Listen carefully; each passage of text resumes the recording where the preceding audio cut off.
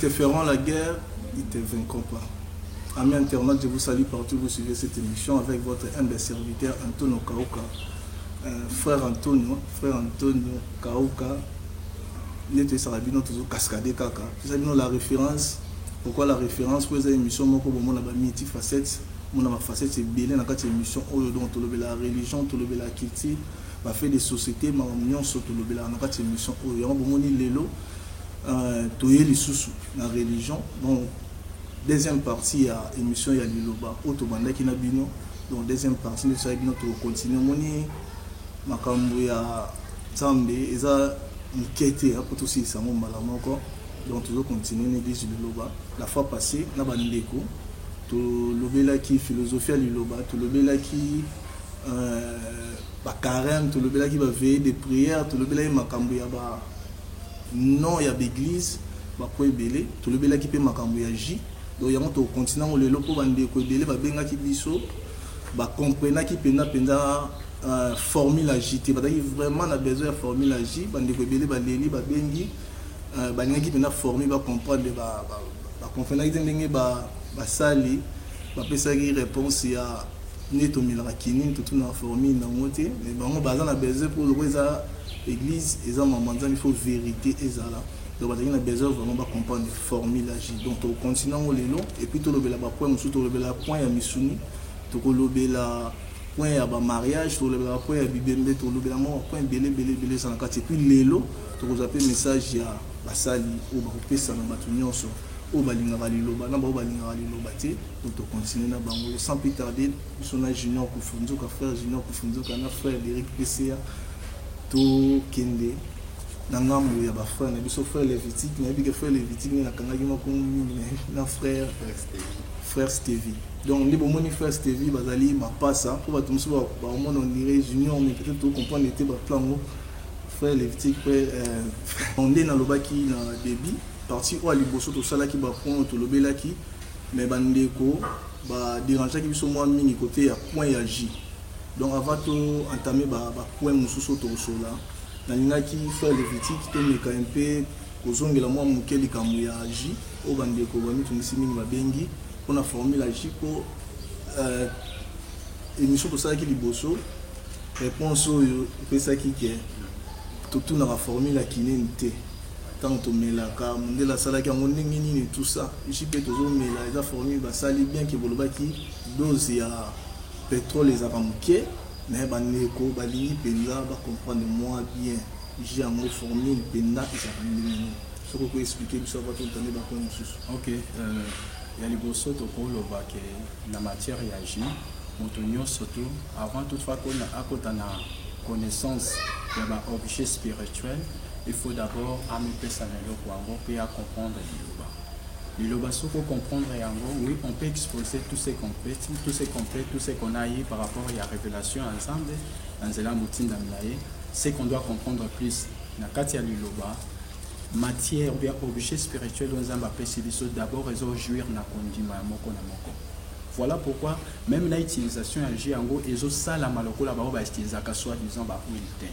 To sala lango na ba matière moko na ba manière moko appropriée selon boya ensemble kati na liloba.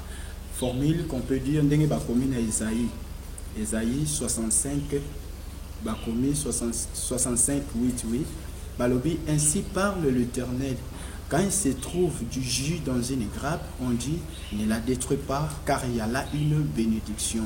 J'agirai de même pour l'amour de mes serviteurs afin de ne pas tout détruire. C'est qu'il y a c'est une révélation parce que Zali sondé la carte il y a prophétie à prophète Esaïe.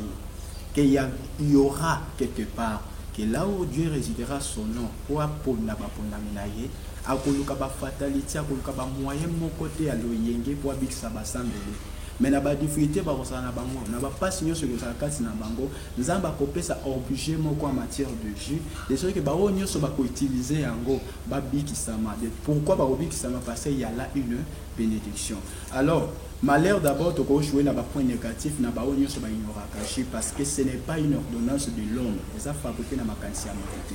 Ça peut être notre demande, pas si nabiso, minyoko nabiso, ni les kobik sabiso de l'on en bas.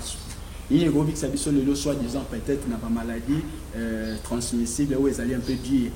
Il y a des gens qui ont la tuberculose. Il y a des gens qui ont la maladie, qui ont maladie, AVC, crise, ils allaient vraiment incurables.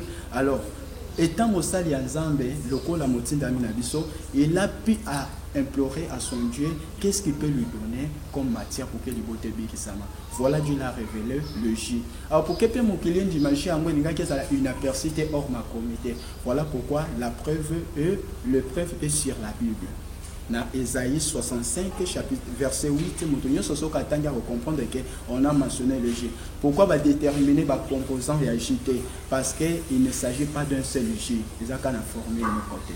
Formule il agit en matière, il agit à pétrole. Tant que l'on agit à pétrole, c'est-à-dire le matière le plus utilisé, ils agit pétrole. Mais comme ils allient mélanger dans extrait, il y a citron et formule J. Parce que toutefois, autrefois que pour J, il faut vous extraire maï ou les alliés na kati ya fruit maï ou on a des babengi J et ça le collage. Alors mélange nango na pétrole ou les alliés paient encore d'autres pas de quoi purifier ou bien extérifier na ba langage moko trop scientifique des alliés que mélange wana et former J à pétrole. Donc premièrement pour te bien J à pétrole, c'est-à-dire les alliés mélange ya J de citron na pétrole pur. Il n'y a pas un autre produit, il n'y a que ce mélange que Dieu a donné à son serviteur. Et de ce mélange, il y a encore une bénédiction au nom de l'Éternel à travers Moutin Dami, qui guérison et la partie dans Moutonioso à travers Kondi Balabango. Il y a encore une deuxième formule, nous utilisons sur le jus de cocotier. Le jus à cocotier, toujours extrait, toujours maï à cocotier, mélangé encore avec le citron et ça le peut jus. Alors, tous ces mélanges-là, dans le Salama, ils ont la facilité lorsqu'ils tiennent là une bénédiction de l'Éternel. Ce que tu l'as dit dans les pays asiatiques, il y a certains pays indiens, qui ont quand même bando qui n'a pas de à Pamba. Donc, il y a selon leur coutume, leur croyance, Maya Kokoti, ils ont la puissance moko boye.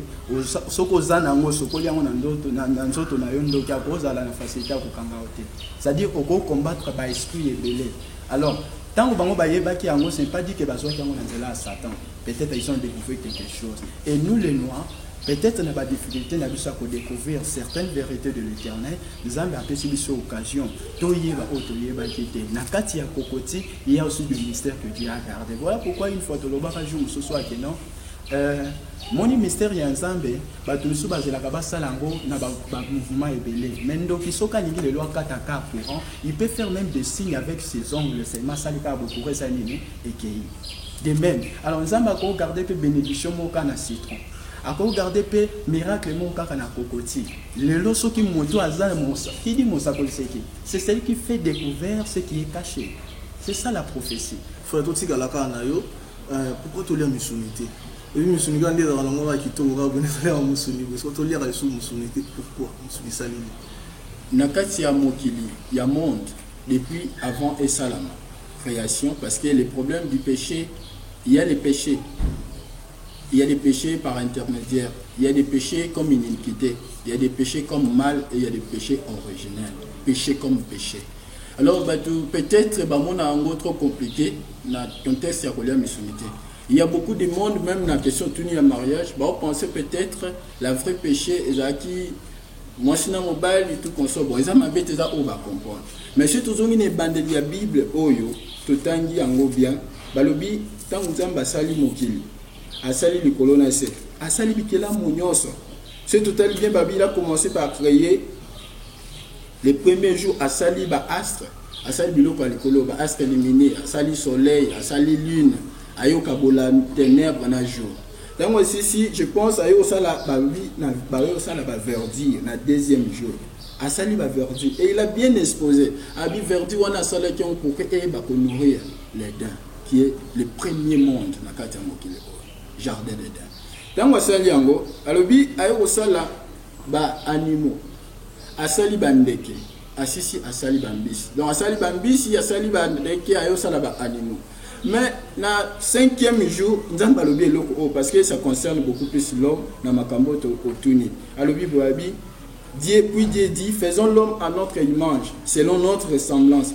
et qu'il domine sur les poissons de la mer, sur les oiseaux du ciel, sur les bétails et sur toute la terre et sur tous les reptiles qui se rampent sur la terre. C'est-à-dire, nous avons confié domination, l'écolo, il y a être tout bazalaki. Aujourd'hui, le monde actuel, on a pensé en question peuple wanatu, c'est-à-dire, tu vas penser que domination, on zamba le bac qui qu'on massacrer, qu'on tuer. Ça tombe même temps où il y a Eden, na kati jardin d'Eden, pour na koko isa Ève, na Adam. À tenir compte que tu as domination. Mais tenir compte qu'il y a malobanzam. Vous mangerez, il y a 3 arbres dans les jardins.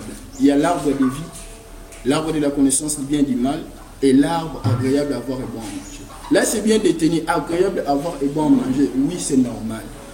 Il y a un wana tout le monde. Toujours il y a besoin de mangue, toujours il y a besoin de bambila, toujours il y a besoin de pomme, toujours il y a tout parce que c'était confié comme nous nourriture d'avant.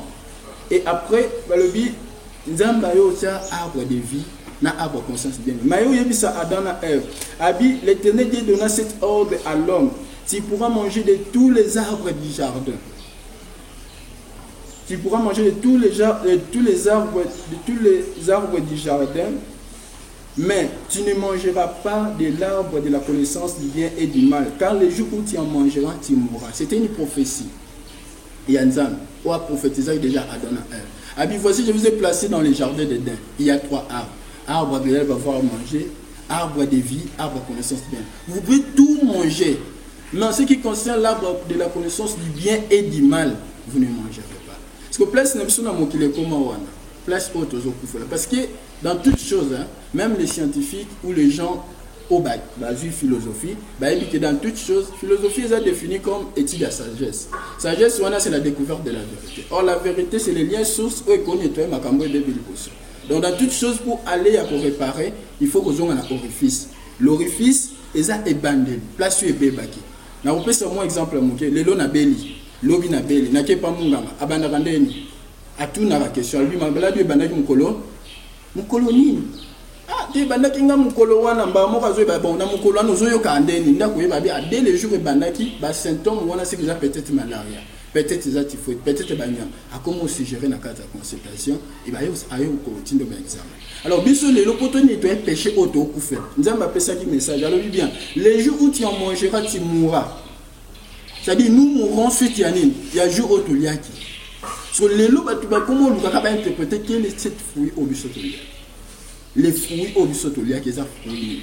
Parce que la carte ya mokile le o toujours y battre ce fruit wana ezanje teneti mboma o ba ibisa biso où ça se trouve to que les tout karolia so ezamanga mokimi to tikolia manga poto sani tout pika so eza pomme mais du jour au jour na bande kuna biso ba blanc ba obimisa biso ba fruit mais so kutunanga na to des raisins et so awa na mbonga biso okuta mutaloni raisin te nous ka bango sani ozoyi ba pete so ya mutadana Ève baliaki. Mais nous venons de dire que la Bible est spirituelle.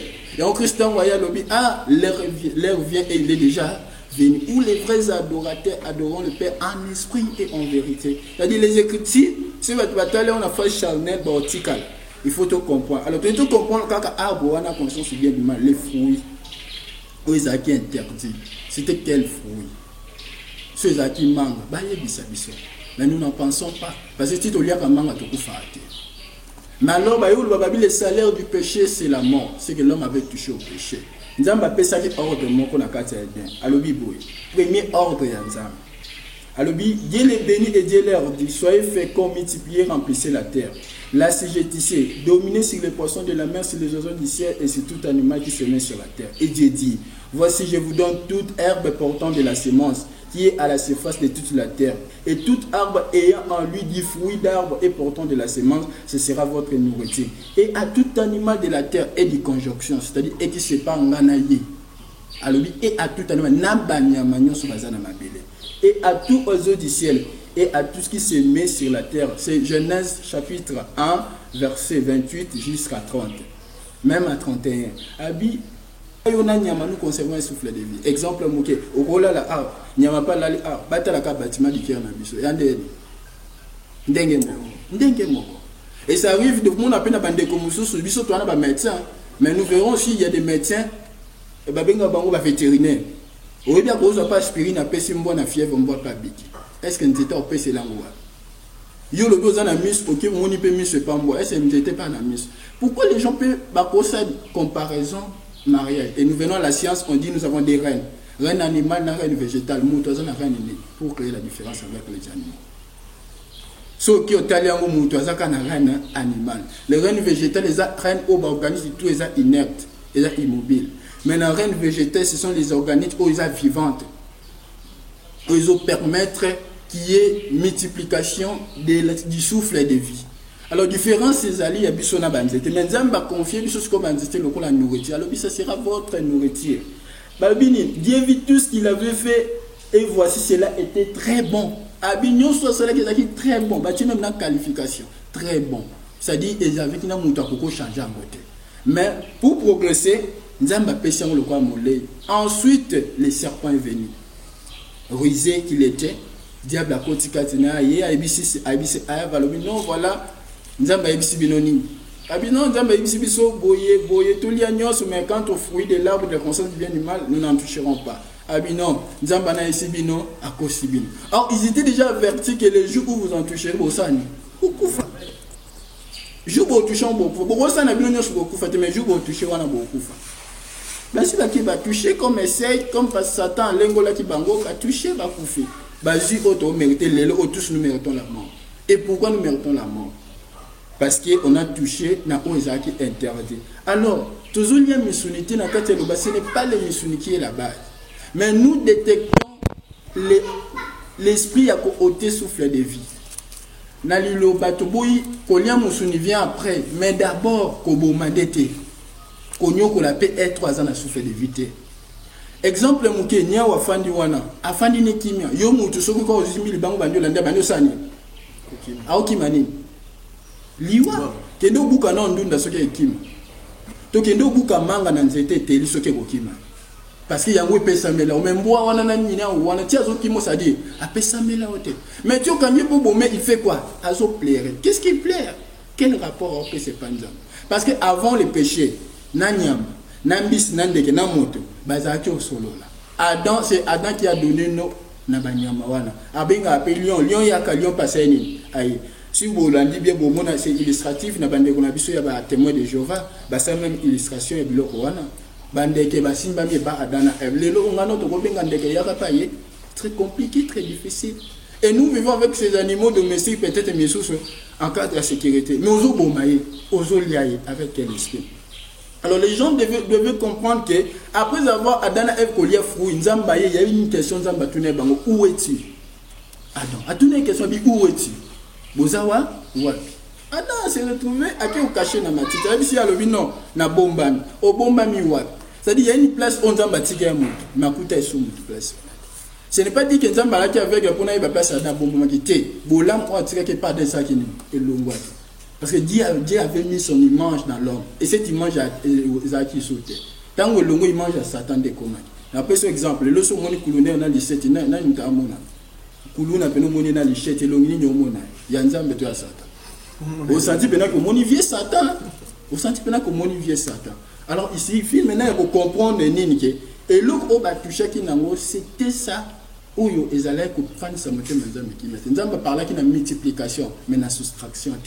Or, Adam et Ève, ils ont fait l'œuvre de soustraire. Bah, soustraire qui n'y souffle où ils ont qui va être. Yango moni, tant que basali acte, wananzambe tant aïe, akuti bama bi bozani no tozani, bozani, vous devez être chassé de l'Éden. Pour chasser bon l'Éden, bah le binzam bazunim. Voici l'Éternel Dieu dit, voici l'homme est devenu comme l'un de nous. Et plutôt l'Éternel Dieu fit à Adam et à sa femme des habits de peau. Genèse chapitre 3 verset 21. Des habits de peau et il en revêtit. Azuba pour soignama, à salel bangonin, bilamba. Alors les lots tout le monde a peine à TV même et pas de gonabiso tout le monde a la chaîne ce soir. Bazo là c'est peut-être colonel à Yibi au monde a basim c'est le wasagini. Ah Yibela qui pour dire quoi c'est l'épreuve. Nzambe pas zo qui po wana alert ici adona Ève comme épreuve yamabe au basaki na de pour kengana yo. Les lots on a bosso sur yama écriture spirituelle. Tout comprendre que il y avait une infractitude commise en Éden au dati trop danger ngana yo singito se repentir na. Bah tu bien comment penser ba binzamba permettait que mutalia misuni natan Noé. Il y avait une cause. Ba koti na kati arche nzamba yaki pour que ba tuba bomate. Ayaki pour ka mettre fin na. Ba koti na kati arche c'était une réparation, restauration à temple Éden. Donc, bah, côté na katia arche, bah, ça qui complet. Et l'Éternel avait dit quelque chose dans Genèse 8. Ici, Noah lobby, prends de tous ces animaux. Bah, koya bango moko. Pour eux, ils ont pouvoir obenga pour entendre à danser. Mais ils viendront eux-mêmes des adés de chaque espèce auprès de toi. Donc, bah, manda koya kotia bango. C'est bah, côté une chose de la fin. Tu prendras tous les aliments que l'on mange, même il dit aussi on mange. Tu prendras tous les aliments que l'on mange. Genèse chapitre 7, verset 21 à 22. Et toi, prends de tous les aliments que l'on mange, c'est l'Éternel qui parle, et fais en eux une provision auprès de toi, afin qu'ils te servent de nourriture ainsi qu'à eux. Kotanango, Bilaiko Bisotoliak. Biloko Bisotoliak, en Genèse 28, voici de l'herbe verte comme aliment pour vous. Beaucoup de gens ont H. Provision pour les temps normal au Djambalga pour Mamokili, Yamakila, Bakoti.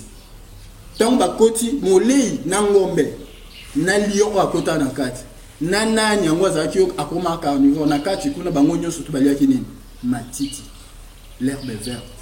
Parce que tant Bakoti, na provision de l'Okowana, joue à Kobima, Babimi, Kobima, la Bango Nakati à Arche, Noé, comme déjà qu'il tire Wana, à partir de Kaena, Abel et Kota qui a un sacrifice, Bango Bakansia, c'est les liens du pardon. Et Panzambe, alors ce n'était pas ça les liens du pardon. Les liens du pardon, c'était la repentance, mon toi, tika kote, atika koko. Il y a bimi, aïssi moi non, il faut tout Banzambe mbeka, na kobattre le abattre le biso. Vas-y, bah, animo, babi, Noé sortit avec ses fils et sa femme et les femmes des îles. Et tous les animaux, tous les reptiles, tous les oiseaux, tout ce qui s'aimait sur la terre selon leur espèce. Ils sortirent de l'âge. Noé bâtit un hôtel agréable. Il prit de tous les bêtes pures, de tous les oiseaux purs, et il offrit des holocaustes à l'hôtel. Na libanda arche va qui pirote. Na kati arche va comme un pire pour baliaka molei moko matiti. Donc va comme pire Noé dit bango atula nzambe mbeka. Alors des projets nzambe te me Noé. Yango lobi vos pensées ne sont pas mes pensées. Vos voix ne sont pas mes voix. L'Éternel sentit une odeur agréable et l'Éternel dit en son cœur, je n'y maudirai plus la terre à cause de l'homme. Car les pensées du cœur de l'homme sont mauvaises dès sa jeunesse. Nzamba yo ki solo kitoko ya mbeka ya Noé. Mais nzamba lobi na motema. Yo ki loko kitoko na motema fosani. O sepela. Mais yo ki solo kitoko na motema lobi ah, je ne maudirai plus la terre à cause de l'homme, car les pensées du cœur de l'homme sont mauvaises dès sa jeunesse. La jeunesse de l'homme, c'était les dents. C'est par là qu'ils ont tué. Dans les faits, il y a péché. Tu l'as caté parce que tu as beau y couper. Au travers de Kobomandé, comme c'est tout ça, tu as ce qu'on a tiré qu'on a, mon bomi pas au tir au sani. Koboma va être là, on va faire tout le et voilà, Israël a un message. La question, tu dis, peut-être, on a des questions. Tokobaisa moke na matière ya péché, surtout pour l'offrande, offrande de batuso ba mais à l'époque batu bande ko offrir ba holocauste ba nini nzamba bande ko senga ngo pays moko, est-ce qu'il prendrait vraiment plaisir na yango? Tous on a Isaïe 1er verset 11 balobi boy. Qu'ai-je à faire de la multitude de vos sacrifices, dit l'Éternel? Je suis rassasié des holocaustes, de béliers et de la graisse de veau. Je ne prends point plaisir au sang de taureaux, de brebis et de boucs. C'est-à-dire, en réalité, ce n'est pas notre voie à suivre si l'on comprend le péché. Ce qui te l'a dit dans la matière, il s'agit de quel animal?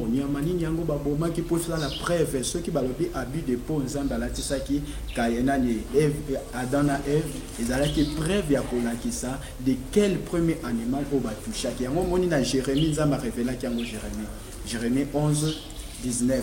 Toujours 18, 19, à révéler qu'il y a un bango. Comme nous avons Koloba, référence au ça par rapport à Nyama, Batumsu Barotou, Nakeno, Nyamango, Balatsa qui pour Bonzaki, Nyamani, Nipo, Batubazan, Denge Mosusu. Et en Tolobi, ils ont révélé qu'il y a un prophète Jérémie. Dans Jérémie 11, verset 18 à 19, nous avons révélé Jérémie à l'Obi Naebo.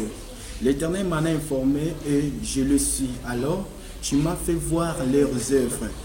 J'étais comme un agneau familier, comme un à la boucherie. J'ignorais les mauvais desseins qu'il méditait contre moi. Détruisons l'arbre avec son fruit. Retranchons-le de la terre des vivants et qu'on ne se souvient plus de son nom. C'est qu'il y avait quelque chose, arbre au balobaki, arbre de connaissance du bien et du mal. Et ça a juste une phase représentative. Il y a être au bakinde Kosima. Or, être yango quelque part, Nzamba Sondaï déjà Kombo Naye et pas prophète Jérémie. Alors, j'étais comme un agneau qu'on mène à la boucherie. J'ignorais les mauvais desseins. C'est-à-dire tout ce que Adam ou bien Satan va commettre pour peut-être arbre de connaissance du bien et du mal, ce n'est pas dit que Nzamba bande koyo kangote. Et ça qui tout na matoi na mais ala ko ignorer yango de peur que mon cas ne ko kesam. Yango so landi na jeunesse ndenge de kwa lobela ki alobi bien que non atie bango na banya passer Nzamba lobi et à tout animal à détailler. C'est que Nzamba tant matière et du conjonction na ayeba ki danger ko ya na arbre de connaissance du bien et du mal. C'est quelque part balobi na cantique de quand que et le bien et le mot, tout c'est de la volonté de Dieu. Que de la volonté du Très-Haut que vient le mot et le bien. En quelque sorte, mais il a prévenu l'homme. C'est tout l'année. Pourquoi nous avons retourné au nom kaka agneau botangi kobo kaka ya agneau bongo misoso na Corinthiens. Na 1 Corinthiens chapitre 15 verset 39 balobi boy.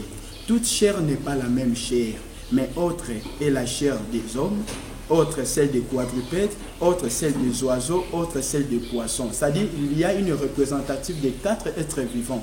Alors tous les 4 êtres vivants, dans le livre on ne voit pas ça qui exemple, il y a des konabiso témoin de Jéhovah. Soro landi bango balobi na paradis, toko fanda elongo na banyama. C'est-à-dire il y a trône ya Nzambe, na kati ya la ville sainte, chaque côté il y a la ville sainte, il y a trône ya Nzambe qui est occupé à un être vivant. D'où ces êtres vivants avec qu'on se représenter nyama zalaki, mbisi azalaki, ndeke azalaki, moko azo se représenter na voix ya aigle, mususu lion, mususu azo représenter na ko la voix marin, mususu moto. C'est que tous les 4 êtres vivants sont importants. Pourquoi ils possèdent un même souffle. Il y a un Ecclésiaste balobi bo. Donc na nyama, na mbisi, na moto. Bazana même nyonso tous ceux qui possèdent le souffle de vie bazana même. Il y a un Ecclésiaste balobi bo. Ecclésiaste 3 balobi bo. Ecclésiaste 3 chapitre 18 à 20 balobi bo. J'ai dit à mon cœur au sujet du Fils de l'homme que Dieu l'éprouverait et que même verrait qu'ils ne sont que des bêtes. Car le sort du Fils de l'homme et celui de la bête sont pour eux un même sort. Comme meurt l'un, ainsi meurt l'autre. Ils ont tous un même souffle de vie. Et la supériorité de l'homme sur la bête est nulle, car tout est vanité. Tout va dans un même lieu, tout a été fait de la poussière et tout retourne à la poussière. Ce qui nous a signifié que Moutaouta na poussière, cela ne veut pas dire qu'à Moutouye Mokonani, Yamanambis Nandeke, Bazali caractérisé qu'à la poussière. Zamba souffla qui n'enga souffla qui monte, n'enga pas souffla qui banyama, pour bazava être vivant na katia moto. C'est le même image d'un bâtiment. Différence au Nzambatiaki, c'était la responsabilité. Or, la responsabilité, la matière pédagogique, ils allaient au fond de la psychologie à moto. Yango balobi ke nyamaza na instinct motoaza na raison. Or raison tout c'est de la conscience. Les alliés ba conscient intellectuel, ceux ba pédagogue ba comprendre kango. On a ba pays développé, même nyama o yazaki qui étape inconscience. À travers apprentissage, il y a ba homme, il y a ba humain, moto capacité intellectuelle ya nyama pesa nini et mataka yango mona quelque part ba tie ba chien policier. Comment un chien ba rendre yé na ba enseignement moko militaire. Azoye ba ko détecter que mutu oyo et loko boye ko pesi kombo bochelie biloko na mabele il est un bête ochelie biloko na mabele na degré ya conscience a komi nango moyen lia sur biloko na mabele ça te faut bochelie wa na san. Vous voyez qu'il y a déjà un développement, c'est que mutunyo ça doit se développer par rapport à caractéristiques divines aux Nzambati yango balobi comme meurt l'un, ainsi meurt l'autre. Il n'y a pas une supériorité dans l'homme que dans la bête. Sauf dans Ésaïe 66. Ésaïe 66 balobi boy. Pardon, c'est au sur ça. Tout à l'heure, référence au tokoki qui signifie bien égalité. Que mutuso qui a bomi nyama parfois soso, parfois mbisi, parfois nyama moro songolo. Aza ko égalité directement le coup la paix abomi mutu. On Ésaïe 66 balobi boy. D'abord en tête balobi le vrai culte. So lundi na chaque balobi les vraies religions consistent à visiter le veuve, la religion pire et sans tâche. Tout ce qui n'a pas d'état, c'est que ça n'a pas aussi de souillure. Et on balobi boy. Dans verset 3 balobi. Celui qui immole un bœuf est comme celui qui tuerait un homme. Celui qui sacrifie un agneau est comme celui qui rompt la nuque à un chien. Celui qui présente une offrande est comme celui qui répandait du sang du porc. Celui qui brûle de l'encens est comme celui qui adorerait des idoles. Tout cela se complaise dans leur voix et leur âme trouve du plaisir dans leurs abominations. Nzamba considérer tout ce qui commettent ce genre de crime et pas Nzamba, c'est une culte d'abomination. Pasteur, organani nganani tout nandaku na yo o utilisaka être vivant moko le quoi modèle na yo qu'il soit yo kendaka liboso va sambelio célébrer, ce n'est pas un culte de Dieu, ce n'est pas un culte saint, et un culte religion moko avec tâche et impie. Mais l'Ilobananzambe étant écarter impureté, il faut s'éloigner d'abord dans Makila, donner la liberté pour tous. Amen. Merci. Namoni frère Yves Palinga qui a Bakissa. Oui, Tonito Bakissa pour compléter Naba Oyo Bandeko Balobi. Nalinga chité moi moké, ndenge ndeko parla bi mingi na fruit. Mo fruit ndenge bakomi na Bible, au monde loko wana ezo compliqué batu mingi makasi. Siko batalaka ndenge enseignement liloba ezo kende quelque part bakomi ke Adana e baliaki mbuma, mais liloba ezo ko interpréter ke baliaki nyama, bazo mona relation ezate entre mbuma na nyama. Tozu moi référence moko ezawa na makomi sur totali na tozo moi mokia wana na Luc tozu na Luc chapitre 1er. Celui qui bani kotanga na 39 to kiti wana. Moi moke eza visite ya Marie et pas ya Elisabeth. Tango Marie a koti na ndako Elisabeth. A péché salutation. Elisabeth a santaki libumu ningani. O ezalaki na libumu eningani. Siko soko tali malamu tango Elisabeth a crié. Yoka cri na salaki to tanga yango tozo yango na Luc chapitre 1er verset 42, elle cria d'une voix forte, tu es béni entre les femmes et le fruit de ton sein est béni. Le fruit de ton sein est béni. Je vais parler en fruit. Mais entre temps, il y a des libumu, il y a des moutou, il y a des fruits. Mais le fruit de ton sein est béni. C'est-à-dire que les moto, bengi na no ya fruit. Donc pour nous relaxer, c'est facile que moto abomaki nyama, mais quelque part bengi yango fruit. Place wana bana na Nzambe baluka ba comprendre malamu. Omoni Bible ndenge za wana. Bible eza lettre ya Nzambe. Eza déjà signé. Moto asali lettre na ye atie signature babakisaka na siete. Na landi moke ndenge ndeko na ngai lisusu abaki. Frère Yves, oui. Eza na frère musupa ebisanga na Bible nde bakoma bo eza par rapport à contexte. Faut ba ata mususu nde bakomia na par rapport à contexte on va komela ki yango. Bon, à ce qui concerne ba contexte wana. Na meki moke ko kende na contexte on ne kwatanga ki na balima on Nzamba pesa ki moto na oya pesa ki nyama. Conclusion Nzamba ezanini balobi Dieu vit tout ce qu'il avait fait et voici cela était très bon. Et ça déjà signature. Donc Nzamba mona ki ke o nyonso sala ki wana ezala ki malamu pona. Et loko Nzamba mona ki ezala malamu pona. Mais moto ko bakisa koma. Lelo bato bazo tenga moi moke à ce qui concerne le péché. Ba mususu balobi ke non Adana Eve na nyoka basangana kinde yango eza péché. Donc moto na moto azana interprétation na ye. Mais so tali makambo yo ezalaki caché mais eza révélé na liloba. Yango ni ke tozo ko enseigner yango. Kotala ba sacrifice ba ne ko salama bato bazo ko vivre mingi na ignorance. Tozo na no référence ya suka na hébreu. On a établi sacrifice. Moutazo ça la sacrifice mais avec ignorance. Hébreu chapitre 10 verset 3. Balobini. Balobi le souvenir de péché est renouvelé chaque année par les sacrifices. Donc moutazo ça les sacrifice, souvenir ya péché ça la renouvelé. Mais selon moutazo mona ke ndenge ya sali bongo eza accordé dans Nzambe. Mais ba ko lobali susu nini so kiti na se wana na 4 balobi car il est impossible que le sang de taureau et de bouc ôte le péché. Donc makila banyama etikala kolongola péché te. Donc ce que bane ko salama parce que moto zaki concept ya moto mais zalaki ya Nzambe te. Voilà moi moke na lingaki na bakisa na bana na Nzambe ba comprendre yango. Mais bolimbisa monsieur les journalistes ezape na question mo retour na makaming pour avoir étalé multiplication de pain. Ndenge Jésus-Christ a multiplié mapa ndenge nini liloba elobelaka péché mais Jésus-Christ a multiplié mapa. Tout sera moi pour moi moké magé to aussi sango leloté. Totanga na Marc chapitre 6 tozina 38 tant on va y pas Jésus, même si Jésus que bateau bazo kanza parce que bazaki na endroit moko désertique, place aux biloko ezala quitté. Ba ebisiye. Jésus qui sabi bino moko bolesa bango, mais baloba ki c'est impossible ya kolesa bateau bazala kebele. Christ atunaki bango mutuna moko. Atuni bango boyi. Il leur dit, combien avez-vous de pain? Voilà la question à Jésus. Il leur dit, combien avez-vous de pain? Voilà tout na bango. Ils ont pas poisson té. Hein? Jésus. Voilà question à Jésus. Atunaki bango bozana mapa combien? Mais yoka so penser à bateau, référence à bateau. Ba yo koloba nini? Na réponse na bango Jésus na bango, allez voir. Il censurait et répondit 5 et 2 poissons. Voilà la réponse na bango. Mais Jésus a tout naki bango nini mapa. Ezala ki mbisité. Mais atunaki bango ka mapa, atunaki bango mbisité. Mais na mayele na bango ba yo koloba na mbisi. Mais Christ a talaki konima na bango et sengela ki multiplication ya pain et salama. Mais zala ki penser à Jésus té, mais zala ki ne penser na multiplier quand même en multiplier qui. Oui, a multiplier. Mais quand la multiplication mais après ça que bango référence moko boy et sengeli ya kende, mais tant au Saint-Esprit et qu'on convaincre mokili à ce qui concerne le péché, la justice et le jugement.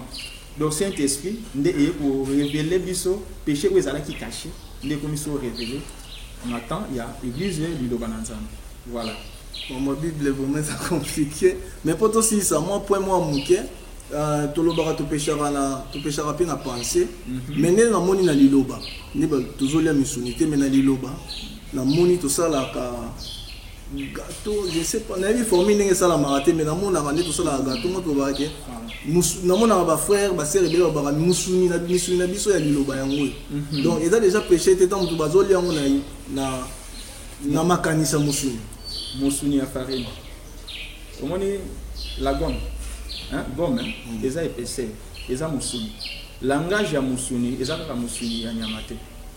Quelque part, nous, le but au péché à penser, péché à penser existe, mais péché à penser, mon doigt qui c'est Jésus-Christ de Nazareth. Mais Nathan et Moïse, ils ont qui mini penser, ils ont qui acte fait. Ceux qui ont salé le roboyer, va condamner. Mais Jésus-Christ, c'est relaxé à moto, même à ta penser ma bête pour la moninga et comme péché.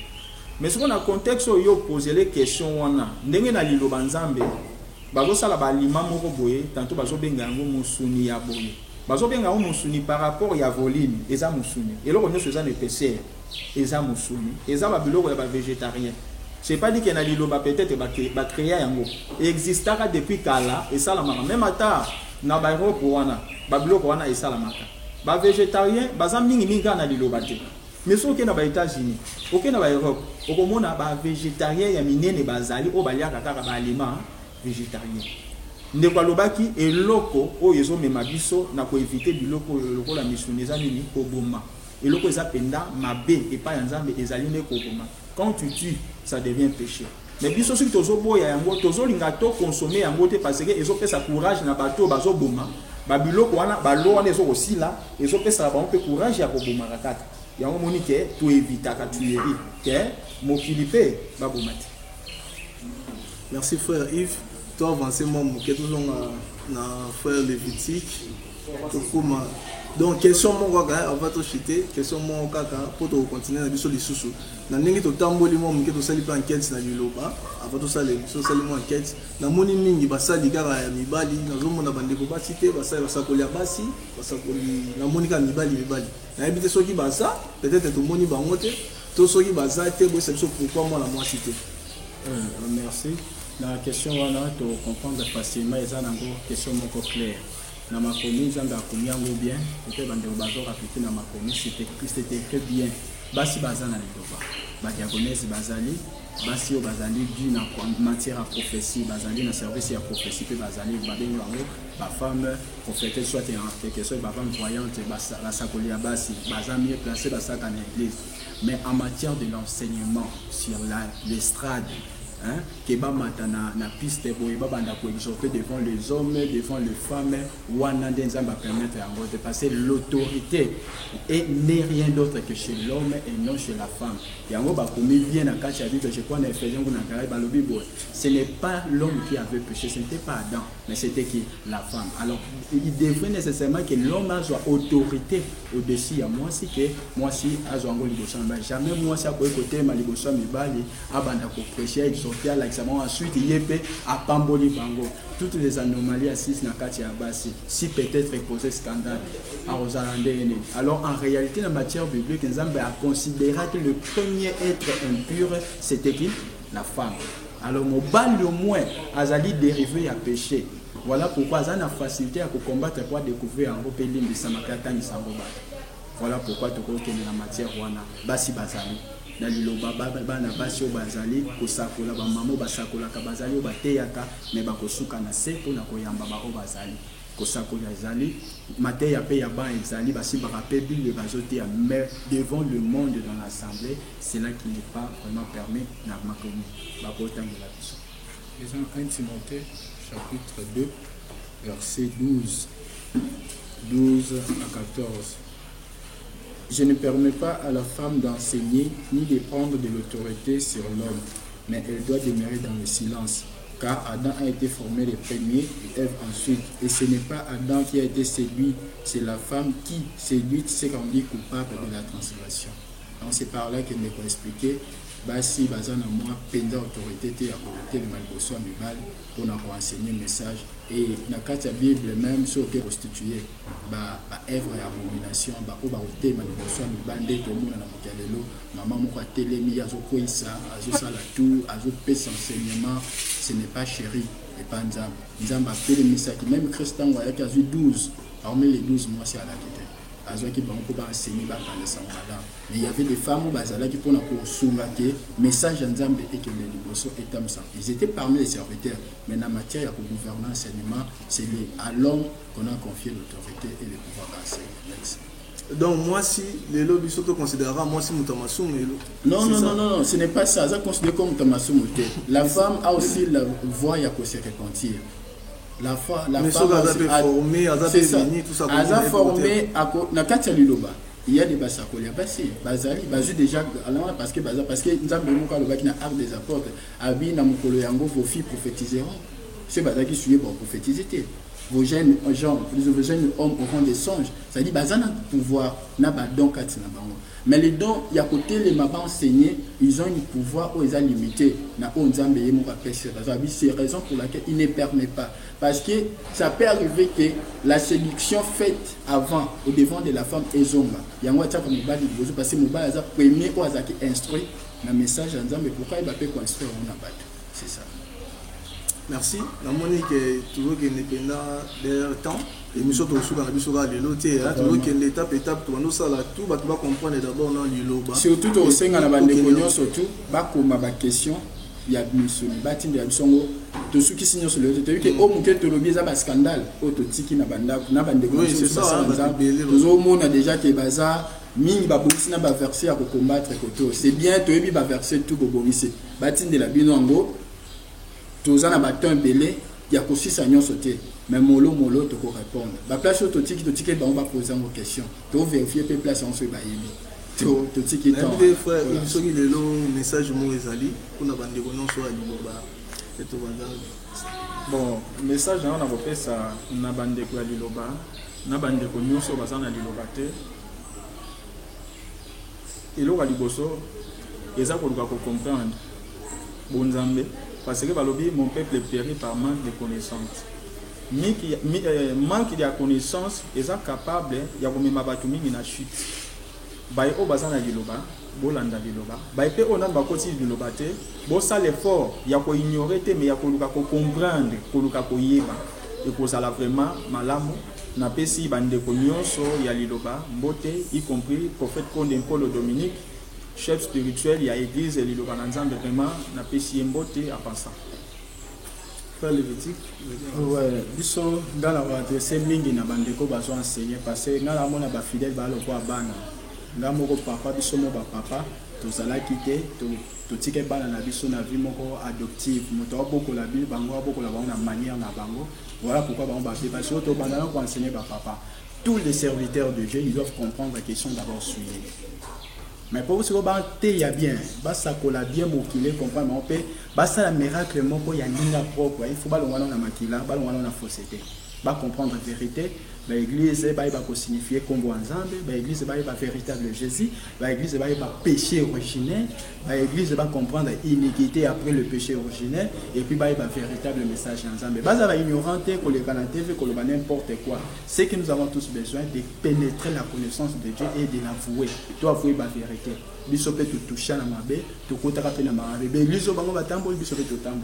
Mais lorsqu'il y a une vérité, c'est la conviction de l'homme qui fait abattre, de sorte que Moutoise a vraiment un bon serviteur ou bien un bon fidèle. C'est que Bassali Nzambe, Baké n'a pas eu tout le monde déjà enseignement comment changer. Mais Bissopé, tu l'embaté, tu continues à bango de ceux qui sont dans le silence, va changer le langage, la prière d'autorité. Tu fais des jours, même quand on mariage, il faut faire le mariage. Mouto pour la mariage, était pour intérêt en Zambé. En réalité, intérêt en Zambé. La bénédiction était faite. Tant que vous avez déjà soyez féconds, les acquis avant le péché. Ils ont considéré comme au péché. Donc, au pambolo, c'est pas un pasteur qui doit bénir, c'est Dieu lui-même. Tu comprends que Kola Lingibiso, Nabango Nabiso, Toza Bandeko, Bazonga Nanzela, de ceux qui sont même sans âme Nabiso Yongo. Bao Bazolanda Liloba va continuer, Liloba trop bien, il y a du sérieux, il y a une vérité conforme au que Moutounyoso, à quoi il y a l'émergence. Merci beaucoup pour tout ça, frère. Ça va? Merci vraiment. Merci vraiment. Libanga, c'est très compliqué, mais tu as obligé, il y a qu'on remercier beaucoup.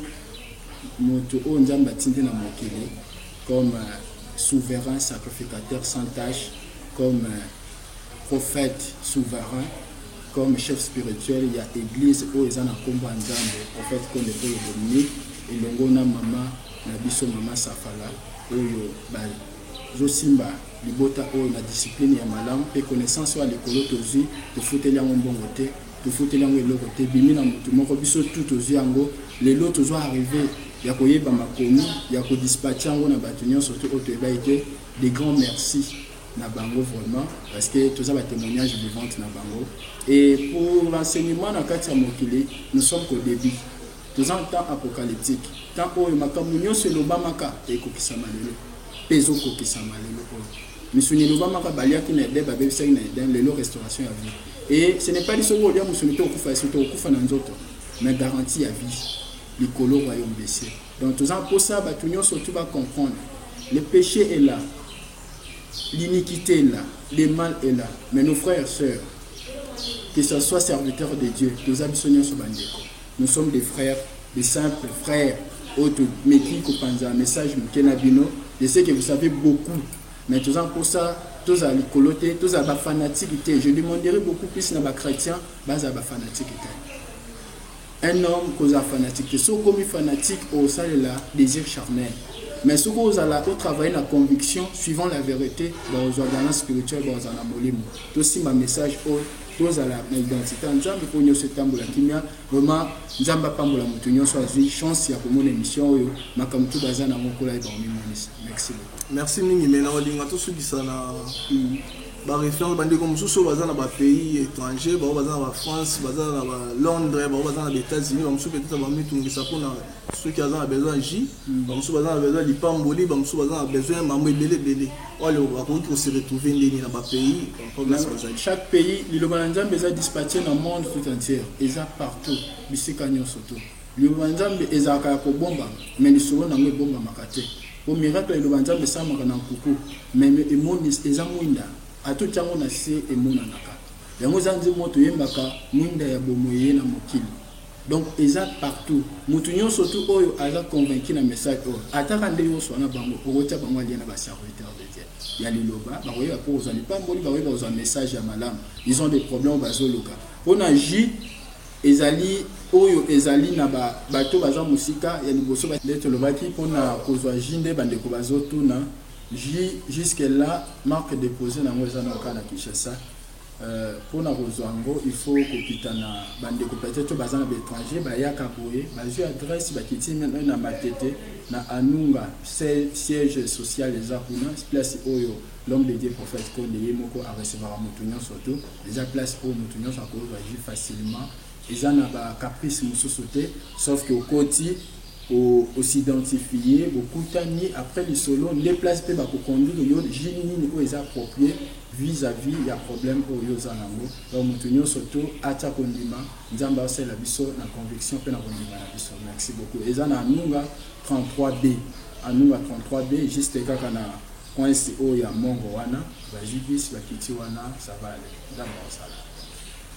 merci nasenga merci mingi na bino nyonso merci na temps opesi biso bandeko ndeka toisaki bino makambo ya nzambe esilara na mokolo moko te eza monene eza ebele tolobaki émission oyo donc espace oyo tosaki mpona église liloba bato nyonso oyo balingi bayeba makambo si église liloba donc bakose retrouve ka à partir ya tranche oyo donc merci na bandeko merci na baoyo nyonso bolandi oyo peut-être azali na besoin ayeba lisusu makambo ebele sur émission oyo aza na baréaction na bino nyonso numéro na biso émission ezali wana oyo peut-être accompagne mon soit liloba te ou nga contacter liloba numéro ya mosali eza wana mos vers les obengi numéro wana bozoye boswani mambo ebele sur église liloba peut-être pour na mambo jine to lobaki peut-être pour na mambo lipamboli mambo nyonso etali église liloba numéro ya mon César wana ya mosali bozoye bosolola donc émission ezali to continuer les sous loba question ezali sous ebele mais to continuer les sous kaka ndi ezala to si sana bino to sola mambo ebele bele ka ndenge ezalaka. Merci na ba sœur o union so balanga biso surtout ba sœur ba pesa yipo na mambo ya gizi loba frère de sœur Dani Bokombe Tunami merci na sœur Lili Mbayabo merci pe na sœur Nina Pembele bino nyonso merci pe na Maria Kauka merci na Junior Kufunzuka frère Junior auto cascade na merci pe na frère Derek PCA et auto cascade na kaka pona relaxa bino bola monzambe donc merci na bandeko merci na bino nyonso bolandi émission malasi mato continuer les sous ka na église lilobato sur la marambo etali église liloba monzambe kandenge zalaka bye na bino nyonso.